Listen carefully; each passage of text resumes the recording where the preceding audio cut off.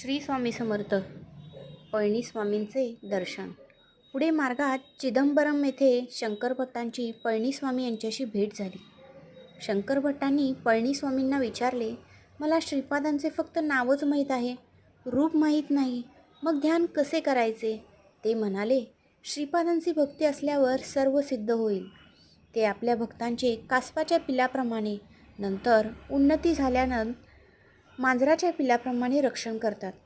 त्यानंतर माकडाच्या पिलाप्रमाणे व अधिक उन्नती झाल्यानंतर मासोळीबरोबर विहार करणाऱ्या बालमाशासारखे भक्त श्री गुरु समवेत असतात. मी ध्यानस्थ असताना कुरोपुरात जाणार आहे, असे म्हणून ते ध्यानास बसले. 10 तास गेले. त्यानंतर आम्ही त्यांना त्यांचे अनुभव सांगण्यास सांगितले. श्री स्वामी समर्थ. श्रीपादराजं शरणं प्रपद्ये.